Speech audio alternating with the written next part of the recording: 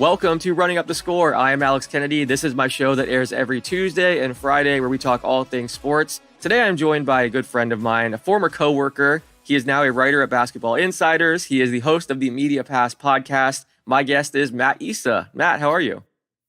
Alex, what is up, man? In that intro, you failed to mention that you basically kickstarted my entire career. So yeah. You're giving me too much credit. You're my mentor. I'm your mentee, whatever. But yeah, what's up, man? I'm feeling good, feeling great. Well, I appreciate that. I gotta say, I think that was all you. You were reaching out to people, asking for advice. You had the ambition, the drive to kind of reach out to people. You were already writing at that point. I was just happy to be able to, bring you on at Basketball News, and I loved your work. You made it very easy. It's not like you were someone that's, when you're a talented person reaching out, it's a lot easier to kind of help that person than whenever it's someone that doesn't have the talent. So that was all you. But yeah, I appreciate you saying that. I want to talk all things NBA with you. We're going to jump around both conferences, talk about different teams. But starting off, who are some teams or players that you've been enjoying watching this year, or that, have jumped out to you so far this season? Yeah. So this year, my designated favorite team has probably been the Sacramento Kings. I know I'm a year late on that. I watched a lot of Kings last year, but first of all, I think bringing back those Sacktown Royale uniforms just really did something for me aesthetically. But I love continuity. I love their ability to kind of build upon what they did last year offensively, and now they're kind of working on the defensive side of the ball, trying to get a little bit closer to average there. I love me some Malik Monk. So yeah, I love watching the Kings. I think that they're one move away from, joining that inner circle. And I think they have the ponies in the stable to make that move. I've really loved watching Max Strus on the Cleveland Cavaliers.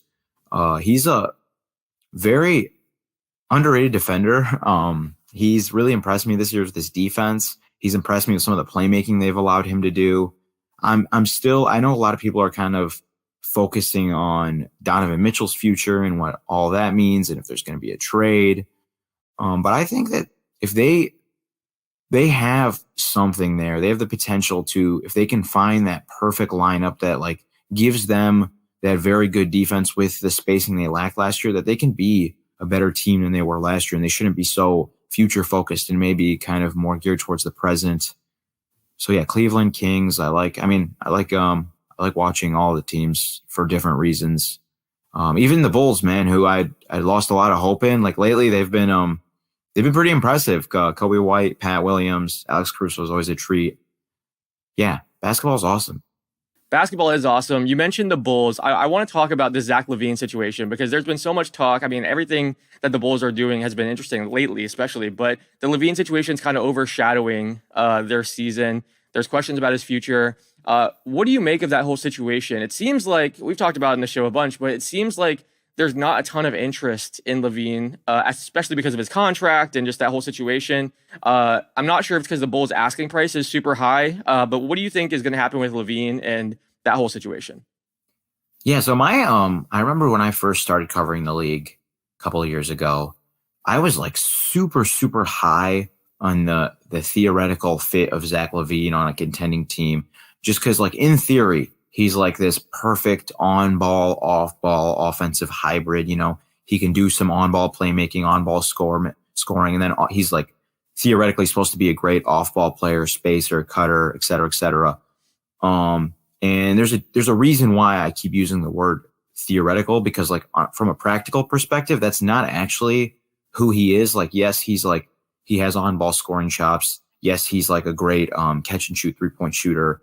But the thing I've realized that kind of makes it tricky for him to fit next to other high usage, great offensive players is he's not super decisive.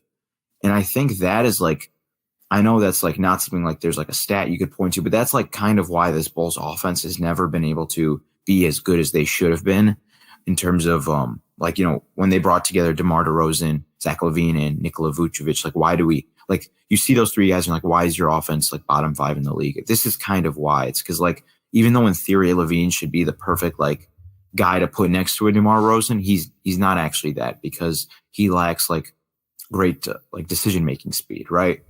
And so I think that's kind of what is happening with like the league and like their interest in LaVine and why he's not getting the kind of interest you'd think he would get is because like, the teams that would ideally like to trade for a LaVine are teams that want to win the NBA title. And they're realizing like, okay, maybe he doesn't increase our ceiling as much as we originally thought. So that's a long-winded way of saying that I was wrong about LaVine. Well, I think the contract is really scary too, especially with the new CBA. I mean, he's making $40 million this season. Oh yeah, there's that Next too. year it's $43 million, then $45 million. Then he has a player option for $48.9. I mean, if you're a team, if you do have some questions about LaVine and Jake Fisher, when he was on the show, he was saying that there's executives that are like, we've seen him put up stats, but it hasn't really translated to winning. We haven't seen him in the playoffs. Like there's, those concerns are real. And then if you're going to make that kind of move, you're kind of going all in. It's a really big bet on LaVine because he has that huge contract. So yeah, that is significant. But I think you bring up a great point. I think that's a really, really good assessment of his game and kind of what teams are having to weigh when they're talking about a LaVine trade and just how much you're going to have to give up. I mean, the Bulls are asking for a lot. So all those factors kind of make it a really difficult situation. And I'm very curious to see what kind of happens here going forward. You wrote an article recently asking or making the argument, I guess, that, is Kawhi Leonard the best player on the planet? And just how he's been playing recently. It's a pretty strong argument. He's been dominating. And you even said in the article, like, it's nothing new. He's just doing what he's always done. And we've seen, when he's been healthy and, in a rhythm, he's been incredible and unstoppable. I think what's jumped out to me is just how efficient he's been. He's shooting like 65% from the field, 60% from three. I think 95% from the free throw line over like the last 5 or 6 games. On the season, he's shooting a career high true shooting percentage. It's been really impressive what he's doing. And I think initially they make the James Harden trade. There's all these jokes because they start like, what was it, 0-6, 0-7, and people were loving that on Twitter. There was obviously an adjustment period. I am the system. Yeah, exactly. You bring in any kind of focal point or system, and there's going to be an adjustment period. But I think they really needed, a facilitator. It's helping Kawhi and PG and Kawhi. I think he looks incredible. And we saw the Clippers recently had this winning streak. They're one of the hottest teams in the NBA. They did lose to the Thunder, but they've been playing really well and they're climbing up the standings. What do you make of this Clippers team? And you wrote the great article about Kawhi's play recently. I think the percentages are going to come down a little bit. Obviously, no one's shooting 60% from three for a long-term stretch. But can you kind of break down his game and what's been working so well for him? Yeah. So you're an NFL guy. I know you're a big Buccaneers fan, right? Yep. As I remember, Buccaneers fan hat. He's wearing it. I should have guessed that. But I had this epiphany, and it's not based in any sort of empirical research. I don't have any statistical evidence to back it up, right? But I had this epiphany, okay, with Brock Purdy. And there's this big MVP. Brock Purdy's going to be the MVP of the NFL. I've seen your tweets. You're not loving the Purdy MVP case. His the EPA stuff is all whatever, right? But I've realized so every game Brock Purdy makes like a very, very like beautiful throw. Like I remember against the Seahawks, he hit this one pass to Brandon Ayuk where he like fit it right in between the safety and the linebacker who was out in coverage. And it was like he layered it so perfectly. And then like whichever commentator is trying to push the Purdy for MVP agenda that was working that game, he was just so complimentary of him. He's like, oh my God, look at these kind of throws he can make. He's not just a game manager. But like, I think the reason that Purdy is able to do that is because he has so many weapons, right? So much going in his favor that his mental load is significantly lower than like the average quarterback in the NFL. So he isn't like constantly thinking of like making all these crazy decisions, trying to make all these crazy reads because it's very simplified for him most of the time. So he's able to have one of these incredible reads in the span of a game. Why am I bringing this up on an NBA podcast? Because I think the same thing is happening with Kawhi Leonard. Whereas instead of having like a Deebo Samuel and Christian McCaffrey and a Brandon Ayuk and a Kyle Shanahan, he has James Harden, right? And James Harden makes so many decisions for this team throughout the course of a game that Kawhi Leonard can kind of just lock in and be a scorer. Like that's all he needs to do. And that's why he's able to reach these crazy levels of efficiency. And then like, for example, in that Mavericks game, I don't know if you watched it, but like Kawhi made some really nice playmaking reads to close out that game in the fourth quarter. And I think that's akin to what Purdy is able to do like once or twice a game in an NFL game, where he's able to pull out this like incredible passing read that he's not able to do under regular situations, because his mind and the stress on it is alleviated so much by having James Harden make a majority of the decisions. I don't know if you get what I'm following. If you're I think that's a really interesting. No, I think it's a really interesting comparison. And I think that's one of the reasons why Kyle Shanahan loves Brock Purdy too. He talked about it. He basically said he wanted like a Drew Brees with, somewhat Lamar Jackson type athleticism. I mean, obviously that's a dream for every coach, but Purdy is just athletic enough. He, can spread the ball around. He's extremely efficient and accurate. And yeah, there's something to be said about, having all of those weapons and options at your disposal. So yeah, when you have James Harden and Paul George and it definitely makes life easier for a scorer. The defense has to adjust. And I'm surprised that they're playing so well so quickly, because, I thought it was going to take more time for them to kind of develop that chemistry and get everyone on the same page. It's not easy when you have multiple star players who are used to having the ball in their hands and, kind of adjusting to that role. And then again, the comments coming in, and granted, I will say James Harden, that press conference, I think if you actually watch the whole thing, the context is important, and it wasn't as bad as it seemed. But initially you have a player saying, I'm not a system, I'm a system, I'm not a system player. I mean, that's kind of scary. And you're like, okay, well, how is this going to go? Let's see what this experiment's going to look like. But it's really worked out well. And I don't know, I think this Clippers team is really interesting going forward. I think this upcoming stretch is really interesting to kind of see just how good they are, because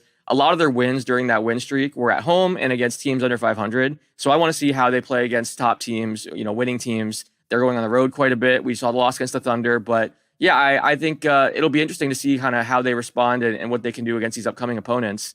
Go ahead. I was going to add in, if you look at their win streak, I actually pulled it up because me and the other Alex were supposed to do a podcast today, but like pretty much all those wins, it's like, Derek Lively, Kyrie Irving's out. I forget the other games I had. Like the Spurs had Devin Vassell out. The Kings had Keegan Murray out in one of their wins. Blazers so they have shorthanded, and they almost lost exactly to the Blazers. Yeah, they won 9 in a row, but like, I mean, the Knicks were missing Mitchell Robinson, right? Like, they won 9 in a row, but like, it wasn't like a super impressive 9 in a row. So I do think they're playing well, but we need to kind of temper expectations and see them against some more like, juggernaut teams. Yeah, it'll be a good litmus test for sure. Mm-hmm. I want to ask you about the Boston Celtics. They are just so dominant at home. They haven't lost a game this season at home. They're 7-6 on the road, but they just have so many contributors. Obviously, we see Jason Tatum, Jaylen Brown, Drew Holiday, Kristaps Porzingis, but like their top 8 is just so impressive, and it just feels like you never really know where the next basket's coming from, and they all kind of play within the offense. I've been really impressed with this team, and they have so many guys that can kind of take over a game. I didn't even mention, Derek White. They're a really talented group. And I think they're my favorite to come out of the Eastern Conference. I really liked what I've seen from them. They can do it on both ends. I think they're the only team in the NBA that's top 5 in both offense and defense in terms of like points per 100 possessions. What are your thoughts on this Boston team? Yeah. So I always say this, like, when I'm trying to, like, when I get to the playoffs, right, I make a list of like every team's weaknesses. Okay. And I like, my rule is like, how easy was it for me to come up with it and explain your weakness? Okay. If it's like something simple like spacing, like, okay, that tells me you're probably not going to make a deep playoff run, right? If I can figure it out in my room that quickly, you best believe like NBA front office, coaching staff, they're on top of that, right?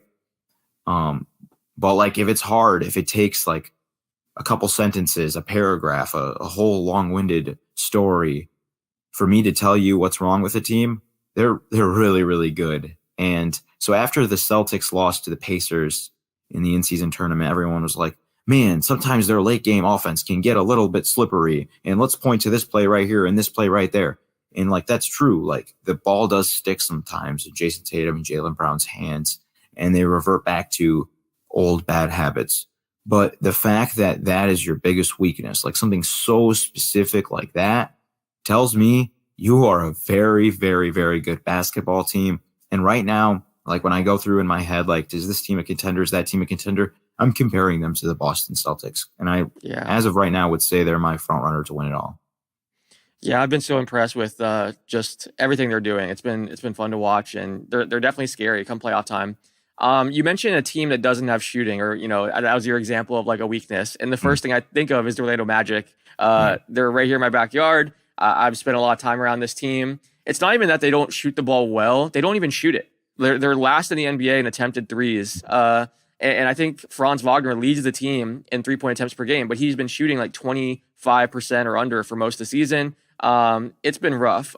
Paolo's shooting the ball well. That's been a plus, but I think for a while there, he might still be the only player on the team shooting above 40% from three. Everyone else has been really struggling. Gary Harris last year led the team in 3-point percentage, but he's been moved to a bench role, and I think that's kind of affected him a little bit. Hasn't seemed like himself.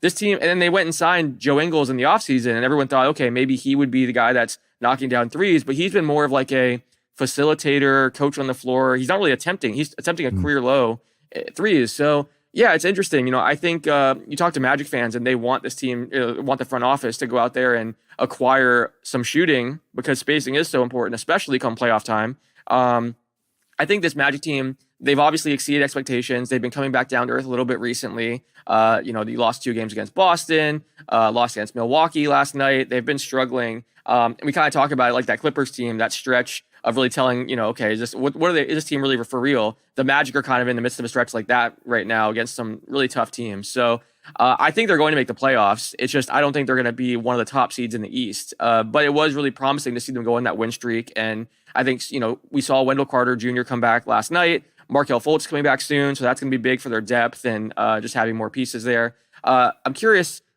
do you think this Magic team, I think they're going to make the playoffs, and that's going to be a great experience for them. I think that's the next step for this young core. They're the 5th youngest team in the NBA. But what have you thought of this Magic team so far and their lack of spacing? Just it really, they're able to still beat some good teams. Like they've had wins against Boston, they've had wins against Denver, but the lack of spacing just really jumps out to me every time I watch them. Yeah, I think the biggest, we were talking like pregame about like things that have stood out to us this season. I think the biggest lesson I've learned this season is, so I've kind of always known since I started covering the game, like you need spacing to win. But I thought that was like it. Like you need space to win. If you don't have it, good luck, right? But I've realized, and I think it's kind of from watching the Miami Heat make so many deep playoff runs or the Lakers last year, that you can overcome poor spacing with effort and physicality. Like if you're just more physical than other teams, like it doesn't matter how many bodies they have in the paint, like you're going to score. And one thing about the Orlando Magic is they're filled with guys who are just so strong, so tough. I'm thinking so Paolo long. Banchero. Yeah, exactly. Yeah. Paolo Banchero, Franz Wagner, Jalen Suggs. Even I know you love him, but I am obsessed with him. Cole Anthony. He's just, man, that guy is a muscle hamster. That's a throwback to Arian Foster. And Doug Martin. Yeah, you're right. Doug Martin, too. Yeah. I mean, excuse me. Doug Martin was the muscle hamster. Sorry, yeah. Foster. I got it all mixed up. I tried to be cool. I love the nickname. I'm just glad we had a muscle hamster mentioned on the podcast. That's amazing. Yeah. Keep going. But yeah, so like, I think that like they can be like good like this year. Like by good, I mean like win a playoff series. Excuse me. By using like their physicality and their effort to kind of like overcome the spacing thing. But like you said, like long term, it's about how can we keep what we have here, this defensive identity, this rangy, athletic, versatile defense we have. How can we keep that while adding shooting? So that'll kind of be the big question. It's a good question for them to try and figure out. They have the pieces to make the trades and all that stuff to figure it out. I was going to ask you, has the thought ever crossed your mind of the Orlando Magic trading for one Lauri Markkanen? That's interesting. He would be. It's funny. Markkanen, I feel like he could be traded to pretty much every single team in the league and be like a perfect fit. Awesome. His game just complements so many different players, and we've seen him in so many different roles that he's very interesting. I think the asking price the Magic would probably balk at that just because they're a team that's kind of been very patient and they don't want to kind of push all their chips to the middle of the table. But that's very interesting. I think at some point, okay, Here's what I think. I don't think we're going to see them make a big kind of move for like a Markkanen or a star level player. I think they're going to try to add shooting like role players and things like that. Those are easier to find. You don't have to give up a bunch of draft picks and young players. And I just think they want the ball in Paolo and Franz's hands. There's not many teams that have 2 6'10" point forwards that can create for themselves and for others. And so I think they want to have those guys as like the focal points, and Markkanen would kind of change that a bit. That's interesting though. I think there's a lot of teams out there that are going to call about Markkanen, and actually we can talk about that next because Utah's in a very interesting position. They have a really easy schedule upcoming. They play Detroit, they play San Antonio, or they just beat Detroit. They play San Antonio, they play New Orleans. I think if they struggle in the next few weeks, I would not be surprised if they become a seller. We've already heard rumors about Jordan Clarkson and Colin Sexton. Markkanen could be available, but I think the Markkanen stuff, I can't imagine he's actually going to get traded. We saw the asking price is apparently similar to what they got for Donovan Mitchell or Rudy Gobert. That was reported by Kevin O'Connor. What's interesting, though, I was just at the G League Showcase in Orlando, and the entire league's there. Every front office, executives, GMs, and anytime the league is in one place, trade talks tend to happen. Trade talks heat up, and there's at least discussions happening. So I think that the market and stuff, there's a lot of teams that are going to show interest, and the one thing that everyone said from the G League Showcase is that there are very few sellers this year. There's a ton of buyers, but there's not many teams that are willing to sell off pieces. And so if a team like Utah, if whatever team does emerge as a seller, there's going to be a bidding war for their asset, whether that's Markkanen, whether that's a Jordan Clarkson, just because there's not many other sellers to pivot to. And so I think there's a really interesting opportunity if you're a team like Utah or a team like Detroit. Some of these teams that maybe aren't playing well and want to blow it up or not blow it up, but sell off some pieces.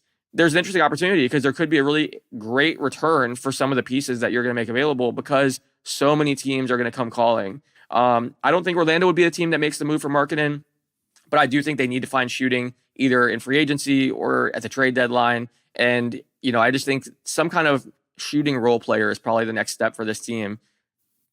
Can I ask a question? Yes. This kind of perplexes me because I scouted him a little bit this summer. I thought he was pretty good. Why doesn't Jay Howard get any playing time? They just don't think he's ready. He's had a couple opportunities and has struggled a bit. I think, first of all, they've had him in the G League, so I think they're trying to develop him, and his defense has been the biggest issue, and he's talked about it, like, I need to get better on defense. When they drafted him, they had said that they thought his defensive struggles in college were because of an injury. I guess he was dealing with an ankle injury all year long, and they felt like, it kind of affected him defensively more than anything, his mobility and ability to keep up with players. But I think he has struggled defensively even now that he's healthy. And so maybe the ankle injury wasn't as much of the issue, and it's just he's not the best defender yet. But they're working with him and developing him. And I think Jamal Mosley, as you mentioned, he's a huge he's all about effort and defense. And if you're a defensive liability, you're not going to get playing time for Mosley. So I think that's the biggest issue. But he could end up becoming that shooter eventually, once he gets better defensively and they trust him a little bit more. Because he was a great shooter in college. That's why they drafted him. I know some Magic fans were frustrated. They didn't go with, Grady Dick or Jordan Hawkins, but they clearly believe in Jet. And I think maybe in the second half of the season, he'll get more opportunities than, he's gotten so far. And I think the G League is good for him too. Being able to get playing time at that level, learn from, the Osceola Magic system and kind of get him some much needed reps. So yeah, Jet could be an answer. I think getting Wendell Carter Jr. back is going to be big or getting him back last night is big because he has been a 35 to 37% 3-point shooter. And he can kind of provide that spacing, which is important for that starting lineup. But yeah, I'm curious to see who they go try to get either this trade deadline or next offseason. When you look at the market and stuff, what are your thoughts on the asking price? And again, he seems like he could fit with 29 other teams right now. So I get why there's going to be so much interest in him. But do you actually think he's going to get traded if that's really their asking price? Yeah. So right after we're done recording this, I'm going to hit submit on an article, shameless plug, that I have coming out for Basketball Insiders, kind of delving into this very question about Lauri Markkanen and stuff. And like when I first read the KOC thing, I was kind of like, five first round picks. They're not really serious about this. By the way, I don't think that the Utah Jazz should trade Markkanen. You tank to get players like Markkanen. You don't trade them away for more assets. That's nihilism. But so I like that. Yeah, when I first read that, I was like, that's kind of weird. And then like I started to, watch some more film on him. I'm like, how much has his game changed really this year from last year? Is he still like the player I remember being? And I came down to the conclusion. I'm like, depending on like team situation, I would say he's still like fringe all-star caliber player, right? I'm just saying this without anyone asking me to, so I'm just getting myself in trouble. But honestly, I would take him over Karl Anthony Towns. Again, I'm saying this just to get myself in trouble, but that's what I feel. Anyways, so like if he's a fringe all-star caliber player, right? Well, who's the last time a fringe all-star caliber player got traded? October, when Drew Holiday got traded, right? He's right around that same tier of player. An older fringe all-star, but yeah. So Markkanen has more value than him, even exactly. at his age. Yeah. So he's 7 years older than Markkanen. They're on the same length deal. They have this year and next year, but Holiday's making twice as much. He got traded for 2 first-round picks, Malcolm Brogdon, Robert Williams, who at the time of that deal, I think both of them could have got a first-round pick. Yeah, in the open that's a great market. point. So that's basically 4 first-round picks. And if Markkanen is more valuable than both of them, more valuable than Holiday. Yeah. Honestly, 5 first-round picks is not crazy. They're not crazy for wanting that. Yeah, and every first-round pick isn't equal either. Like, we think of first-round picks, and you're thinking of lottery talent or things like that. But, I mean, if it's a contender trading for Markkanen, they're late first-round picks, then it's like, okay, that makes a bit more sense too. I'm curious to see what happens with Markkanen. If I had to guess, I think he's going to stay. But I do think the Jazz are probably going to be one of the most active teams in the next, 2 months, talking about Clarkson, Sexton, some other pieces there. So I wouldn't be surprised if the Jazz make a trade, but I don't think it's probably going to be Markkanen. I want to mention another article that you did recently about Alperen Sengun in this Houston team. It's been really fun watching him. I talked about it in the show, but I'm in a dynasty basketball league and I have Sengun on my team. So I've been loving this breakout and just how great he's looked. And I'm glad that they're kind of running the offense through him now. I know last year Jokic was saying they need to do that and they need to give him the ball more and stuff. And it seems like it's finally happening. And we've always heard about, his potential and heard these comparisons to Jokic and great players. And it was always based on these flashes that he's shown. But now this year, he's finally getting the opportunity to really lead a team and have the ball in his hands more. What are your thoughts on what he's shown so far? And can you kind of break down what you've seen? Yeah, I mean, he's been so on offense. He's like, kind of like that Jokic light. Like he can do everything Jokic can, just at like a lighter degree. Like he's a great passing big man. He can play the DHO game. He's a good roll man, post ups, pick and pop a little bit. He's not nearly has the touch of a Jokic.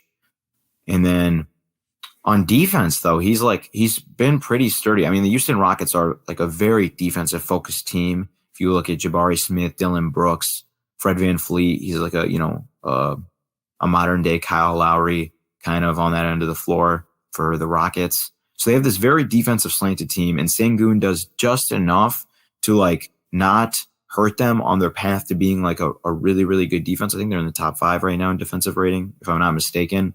But then on offense, he takes this like lackluster offense, right? That's kind of devoid shooting. They need some spacing bad. You want to talk about that? They're devoid of shooting, don't have like much on-ball creation. What they have is pretty flawed. And he's able to make them kind of like an average offense. So that's like, I mean, you think of that, right? You have a guy who's good enough to take these pieces, make them an average offense, and it can contribute to an elite defense. That right there is like kind of borderline all-star caliber production, which is like pretty awesome for like all of those pieces, all these young talent, blue chip prospects they have. For him to be the guy who kind of develops that, it's pretty damn cool. I want to ask you about this Lakers team because they've lost 4 in a row. They lost to San Antonio, Chicago. It seems like ever since the in-season tournament championship, they just haven't really been themselves and they're struggling a bit. And I think they've had some injuries too. What are your thoughts on kind of this Lakers team? I think, man, I don't know. I try to do like a deep dive on 1 or 2 teams a week, particularly the contenders. And I remember like the Lakers, I did my deep dive right before the in-season tournament because I was watching a lot of Max Christie. I think he's pretty good. Or like I always come away with like from these deep dives, like, man, this team like could be really, really good and make a deep run. It's just like this one little variable that I'm looking at to see how it swings to kind of decide if they will and they won't be. And the Lakers are one of those teams where it's like, I love their defense, like that they can put together with Davis and LeBron and Rui Hachimura. And then if they want to put Reddish on the floor, or Prince, or my guy Max Christie, shout out Michigan State.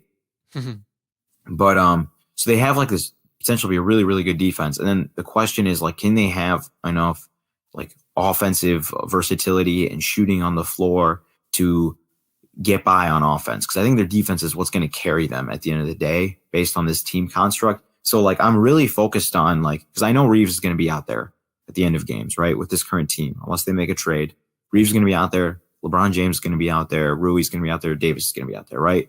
So with those four in mind, the fifth guy, you want to be somebody who can space the floor, who can attack off of closeouts, who can cut, and then who can guard the point of attack, right?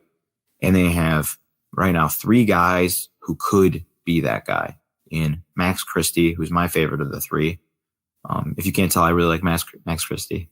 Cam Reddish, who played really well in the In-Series Internet Championship, and then Taurean Prince. So it's like, I'm kind of watching to see if one of those guys will emerge as like what I'm talking about for like the ideal 5th guy.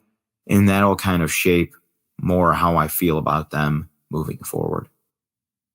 That makes a lot of sense. 2 more things. I've been a huge fan of this Oklahoma City Thunder team. Anyone that's watched the show knows that I've talked about them. Yeah, I've been talking about them since the offseason. Like I picked them as a surprise team entering the year. Every week I feel like we talk about this team, but we have talked about them right now because they just got a win over the Clippers, who again had the longest win streak in the NBA. They beat the Denver Nuggets recently. A couple weeks ago, they beat the Lakers. They've had some quality wins, and they're right now number 2 in the Western Conference. They have the 4th best defense and 6th best offense. So they're doing it on both ends of the floor while being a super young team. And one of the things that I always say on the show is I think so much of the Thunder conversation goes to the future and the draft picks and what are they going to be in a few years. Nihilism, man, I'm telling you. Yeah. Sam Presti has done a great job of kind of hoarding those draft picks and assets, but this team is super talented right now. And Ben Golliver, when he was on the show, he was saying he thinks that, they're maybe one move away from being a Western Conference Finals team, and that's crazy for how young this squad is. So even if they didn't have any draft picks going forward, this would be a core that I think we're talking about as being scary for the next few years. And then you throw in the fact that they do have so many picks and they could call any team in the NBA right now and say, hey, we have the best trade package in the league and go make any kind of move they really want. Chet has been incredible. I knew he'd be great defensively, but what he's done offensively, averaging, 17 points per game, being super efficient. He looks like a veteran out there offensively. It's been really impressive. Obviously, SGA is incredible and, is entering the MVP conversation and is one of the best guards in the NBA. And they have a lot of great role players too. I think this is a really, really fun team. Do you think they'll finish the season as a top 2, top 3, top 4 seed in the Western Conference? And could we see them make noise in the playoffs? So to be like completely transparent with your audience, I'm still kind of forming my opinions on this team. Sure. I think like from what I've seen so far, very balanced on both sides of the ball. They're very well coached. That goes back to last season.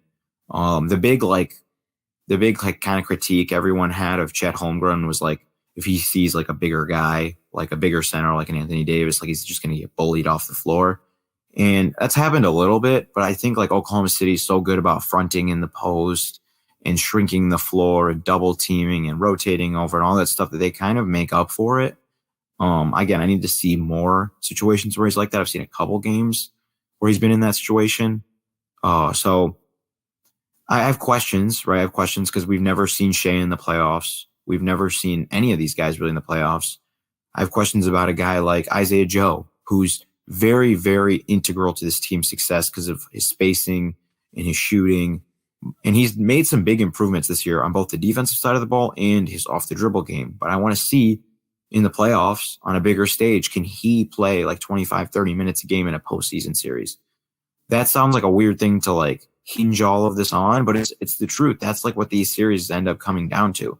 So I'm in wait and see mode, but I'm also well aware that, like you said, they have kind of the ammunition. They have the bullets on deck to, you know, pull the trigger on a very big move that could just level them up all the way to that like Denver Nuggets, Boston Celtics tier of team.